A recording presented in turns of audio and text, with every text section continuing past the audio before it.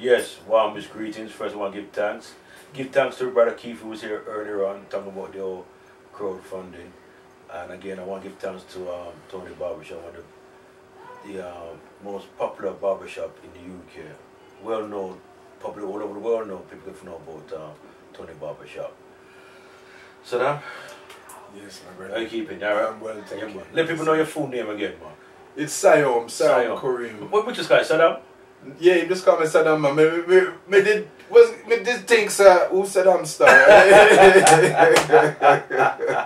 But, you know, I will have time for correction, and we just correct it. We have a corrected properly still, you know. See? Alright then, well look here.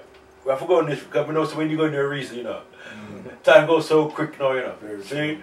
So I want to forget this reason now because this thing, I want to expose the hypocrisy of the whole thing about the God thing there. Yeah. And you know, just rip up apart now because it's super fast information. Yeah. And we've had to grow up with all of this, isn't it? Generation to generation. Growing up with a God concept. God concept, yeah. Rather than true direct connection to the real original source. See that? Yeah. Which we have to look within ourselves for. This God concept was way before religion, way before the Bible concoction in 1666, as they call about it, with the tricks. But the books in the Bible originate from earlier, very far back. You know, on one of the talks we had, one of the reasons we had, I did mention about Sumeria. Now, the Sumerian tablets, this goes back to Babylonian times. And this is where you have to look to understand the way things, how a government system, even the word government, come from Kuba mentis, which means to guide your mind or govern your mind. Okay? Mind control. Mind control. Now, we originally were supposed to be the governors or guiders of our own mind. But we kind of gave our power to stuff externally, which then made us was prepping us to become, fall asleep, you can just say, in this kind of hypnotic sleep of not knowing who you are. But there was many factors that led up to this before, you know, we're talking about the way we look at the world now, you know. Now these things goes back, I did mention about, you know, a lot of people, when you chat about extraterrestrials or aliens or anything about visitation coming, or any beings coming from beyond the Terra plane, which is for Earth, Terra, that's what you call extraterrestrial. Extraterrestrial means, extra means beyond, Terra is the Earth, yeah, territory, Terra, the Earth, and astral, which means the stars. So we then have been conditioned through, you know, images and perception. That's a lot of that stuff, especially with the youth today. But it always, for a long time, image perception. You know, you create stereotype around an image. That formulates the perception. And then now when people begin to look at various people, they have a certain perception, you know, about them because they look this way, they talk a certain way. And that's been organized, engineered, more refinedly now through the media machine, you know, the TV and stuff. Before the TV was the radio, okay? Before the radio you had telegraph machine, you know, telegraph machines. So there was these ways of communicating, but a lot of this technology was kind of, there's a saying, you know, if you don't use it, you lose it. You lose it, yeah. So a lot of the technology that's come about has been trying to mimic. Everything's trying to be mimicking ourselves, mimicking even a temple. In ancient Kemet, the temples were constructed around the human body. The body is the temple. So when you deal with external buildings, the body is the blueprint. You see what I mean? So when you deal with technology, the technology is also trying to mimic our inner higher senses. So we don't use these higher senses, like clairvoyance is the television, telepathy is the radio, okay, and the telephone, you know what I'm saying? So when you go back now to understand how come, where does God concept come from, and how come we're in this state where we would talk about God, but where's this power? Because if you're going to trap out the Creator's power. And it's your power source. It's a power source, yeah.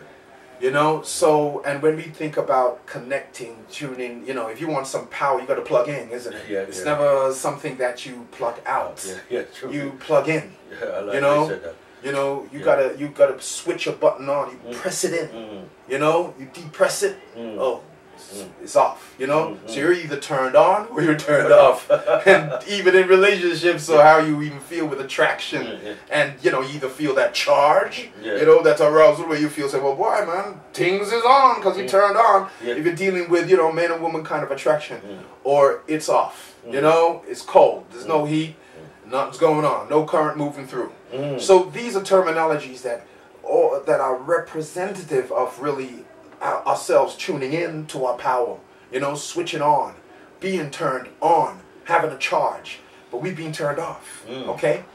So when I mentioned Sumerian tablets, going back to the Babylonian times, what set up Babylon and before that was to do with visitation from beings from beyond this atmosphere. Now it sounds crazy to a lot of folk, but inside the Bible, for people who are religious, and even inside the Quran, and even inside of the Bhagavad Gita, oh, excuse me, pronunciation, which comes from the Mahabharata, which is the bigger book. So the Bhagavad Gita is just 10 chapters from the Mahabharata. But when you look into that, all of those cultures, it tells you about spacecrafts. It tells you about Vimas, that's what they call it in the Hindu system, you know what I mean? Chariots of fire. In Hindu system they talk about it? Yeah. Okay. Yeah. You know, they talk about the Vimas. They're moving around in their crafts, you know, these beings, these gods and so forth. Yeah. In every culture, even in Christianity, it tells you about the gods coming down to earth. It talks about the Tower of Babel. The town's Babel basically was a city in Babylon. And what a lot of people don't understand is that the language, to show you that this stuff with King James or whatever was inspired to put the Bible together and all of that business, to understand that this is not no original business. This is not no original book. This is not something that came through divine inspiration. Yeah, because words like Babylon and Nebuchadnezzar, and where you look into the Bible and you see all these different names, none of them is English, but you can find the roots of them words in Sumerian culture. Yeah, you can find roots of words in the Bible for various names of kings or rulers and so forth, or various prophets and stuff. You find that in ancient Kemet, which they call Egypt. You find that in Aramic, which they call Hebrew. You see what I'm saying? So this is the origins of this, or not even the origins, but showing you that if you just rely or depend upon an English translation, you know, then you don't get what's really going on here. That's part of the thing. We take the book literal when the book is allegorical, because it's going back, dating back to a deeper history on this planet that isn't really being told. Of course, it's not going to be told, because it's all about the control of the people. Okay. Let me jump in here. Where can one get some more in-depth information from to back up what you're saying? You see, the thing is, for example, it's not even to back up what I'm saying, because what I'm saying, I know is backed up, and I've gone, you know, over many years, you know, I've tuned in, penetrated to this information, yeah? Right. Where before there was Google and YouTube, you have to go to bookstores, you got to do your journeys, you know, you got to be, well, you know, really want to grab this book on etymology, go to Foils or wherever you get these, you know, they stock really good books, mainly up West End. Sometimes you have to go to places like Watkins, that deal with esoteric books. You can't just go in your, well, you can go in your regular library, but you have to have a specific name, know what you're looking for, okay? But now, with the internet, with YouTube, look, you just type in on your computer, Sumerian tablets, ancient history dealing with Babylon and stuff like that. You're going to get information. Now, the thing is that you may not find everything in one place. you have to know how to put the pieces together. You see what I mean? You have to. You got to do your own research and your thinking. You see what I mean? It's like a jigsaw. Yeah, because you got to think for yourself. You take the info. You go in and you do a study. You go in because the information is there. You know, this is not made up. But the thing is, you now have to go into yourself and contemplate upon the information. What has triggered you through what you've read? What parts have you been drawn to? You understand? So you're not just taking things because just because something's written in a book, like certain people. Well, that's the proof. It's in this book. And you're like, well, so what? You know, the book isn't an authority. The book is just kind of being a kind of depository or a little container to maintain certain things. Sometimes, man, I've had to read, you know, back in the old days, a whole book just for one paragraph that had, you know, that type of moment, you know. But the information, you can, there's so many stuff out there now that you can find backup for this information. But you still have to do your own research. You don't just read a book and then you quote from a book. But you ain't done no thinking in your own self to be able to even expound on what you have read from the book or what you have been brought back to your memory.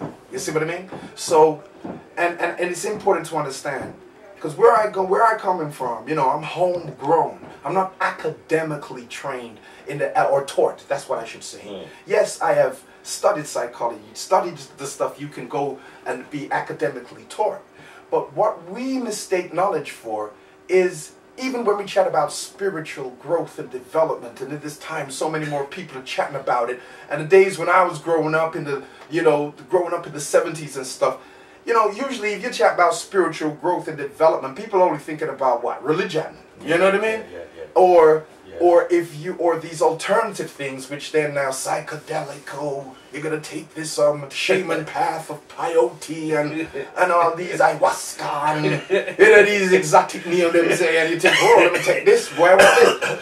But these were older time, ancient ways of helping you tune into the more deeper aspect of your own consciousness. You see what I mean? And there was a spiritual foundation, a cult spiritual foundation, that if you took these things, you would be kind of rightly guided through it. Yeah. Now, the West and everything, you take these things. Some people don't have no spiritual foundation, so then just go pow, just take them gone in a dimension and not even know where that the place there or where them there, you know. But you know, being real about this, it's not an academic kind of venture. Your spiritual awakening and development is not an academic course like some people say. Well, this one's been certified in spirituality, and they're a professional spiritual coach. You know, it's like, this thing is your liberty. It's you. You understand? Yeah. And you must understand that we've been conditioned to approach all kind of knowledge in an academic way. If it's not in this book, then it can't be real. Well, they talk about the heart now, right? The intuitive power of the heart. They have all this technology that now that can make what was untangible to them, to the material-minded people who really, you know, like scientists, they're very physical-minded, material-minded, earthly-minded. That's what it means, yeah? When you're material-minded. Different to spiritual-minded. Because you don't depend upon, you know that just because I don't see something and it's not tangible, that doesn't mean it don't exist. We, you know, oxygen, air is moving around in this room. We're talking, we're breathing. We're not seeing this, but we know it exists because we're having another level of experience with what's not being seen. We can feel it. You see what I'm saying? There's other ways of tuning in to what is not being perceived by the five senses. You see what I mean? So we knew these things. When I say we, before what them call humans were interfered with. When I say interfered with, we're talking about genetically manipulated, genetically messed about with, right? Interfered with. Yes, this is part of the history. You know, this is part of the history we don't really talk, or a lot of people don't even go into. We will talk about slavery. We'll think like we was in Africa, for example, and just everything was just, you know, honey, milk and honey, and we are just run around bare naked, brethren, and we just, ooh, everything just sweet, and then come the white man and just mash up a party. that is not reality. That's not how things were. We had our own internal conflicts. We had things going on. We had various parts, different parts in Africa where we had empires. Yes, there was empires before we had the kidnapping experience, but we can't turn around and go on like we was in Shangri-La, you know, beforehand, and then this problem we have has only happened through slavery. This is part of the effects of a greater cause that was just going on over years and years and years, because there's this temple in a place called Angkor Wat in Cambodia, where on the walls of these temples, there is printed out, carved in stone, the whole story of what was going to happen to black people 1,000 years before it happened. Yeah? The stones don't lie. You can go check it out on YouTube. Okay. The stone don't lie. Yeah? Stone don't lie. The stone don't lie. Angkor Wat. It's you can get it. You can see it on YouTube. Now this is an old video. If old, take it, because this is the time before digital CD. All right. So it's video. So you can see where that tape's worn out, boys, in certain parts that, you know, funny. But you can get a better version of it. You can get a better version of it. You just got to search around. But just giving you that little link. Yeah. So this was in stone, not in book. And it depicts everything that was to happen to us 1,000 years before it happened. So you have to ask yourself, well, if that is so, you know, you're dealing with those who can see energy and the trajectory of that energy and understanding the way that people are thinking and can predict and say, well, I mean, things can change, you know, but the way things look, where this energy is and the way these people's state of consciousness is, it don't look like it's going to change. So they can predict 1,000 years before the event happened, what was going to happen. So you know, the incident that took place. So you have to question these things. You have to ask yourself, what do you mean you're a victim and what happened here? You know, you really have to look deeper.